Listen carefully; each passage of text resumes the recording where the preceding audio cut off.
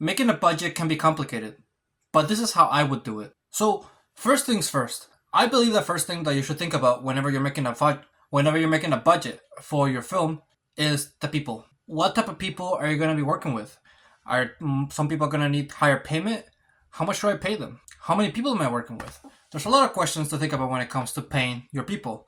And if you're like me and you're a filmmaking beginner, maybe you're in university, or maybe you just graduated from university, or maybe you just graduated from high school and want to start making films, and you want to find people that are similar to you, you probably want to pay them nothing. Because here's the thing, people that are around your level of experience or age are willing to do things for free.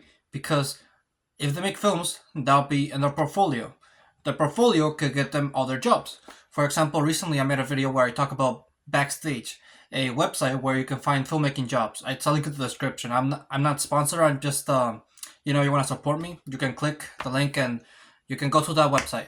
But in this website, there's several different jobs out there. You can make your own portfolio and everything. And I'm really glad, honestly, that I took the acting class, because if I didn't, I wouldn't have this massive portfolio. I only put like around 3 films that I've made, but still, these 3 films that I managed to make in the class, the acting class that I had last semester, made it so I got a role in a different film from another university. Funny enough, yeah. So it's really funny because it's like competing universities, I think. But I was gonna be acting in a film on a different university than my own because I saw this job on that website.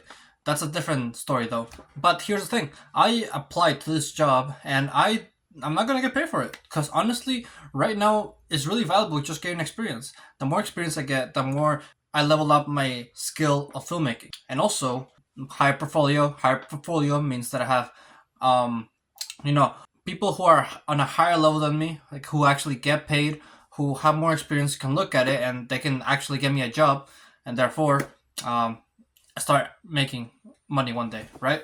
So that's an option. But obviously, you want to pay your actors. If you don't have connections, and maybe some people, you're not the first pick when others want to work with you. This is an example for me. I wanted to make a film recently. I wanted to make the Whiplash, and also I wanted to make the McLovin scene from Superbad. But I wanted to get people. I couldn't do this by myself, and so I texted different classmates that I have from last semester on my acting class, and there were also some directors and cinematographers on that class. So I reached out to them, asked them if they wanted to help, and they most of the time all of them gave me the same answer. I can't right now. I have a busy schedule.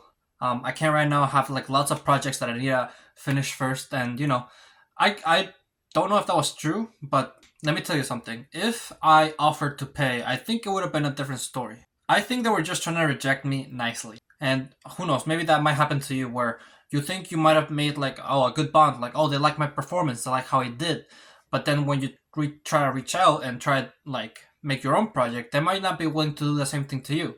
So it might be true that they didn't align to their schedule, but I tried to align to their schedule, and it still didn't work out. So the next step to do is to, and I think this in this aspect you have to have your own intuition.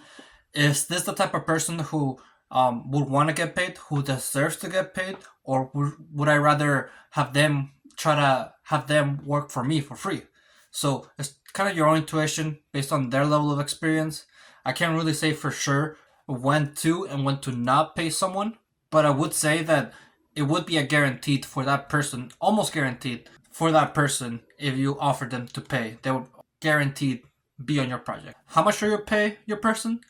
Again, it depends on the experience, but if it's like a college student like me, a beginner, I would recommend paying them around $25 to $50. Let's just say $50. And let's say your film has 5 people: a cinematographer, lighting, 2 actors, so that's 4 people right there, and sound, 5 people. And you pay each person $50 for like, let's just say 3 to 4 hours worth of work, of production shoot. That would be approximately $250. And you might think that that's a lot.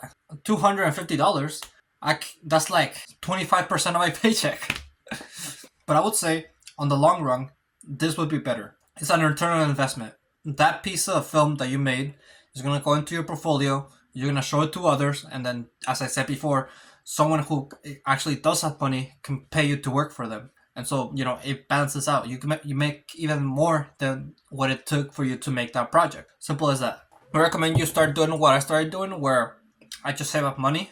Each time I get a paycheck, I try to save $150 each paycheck. I mean, it's better to do this anyway, because what are you going to spend that money on anyway? You're probably going to just spend it on unnecessary stuff like junk food or eating out or in-and-out. That rhymes. That's just why I said it. But yeah, if you do this, by the second paycheck that you get from your part-time job, you're probably going to have enough for an actual...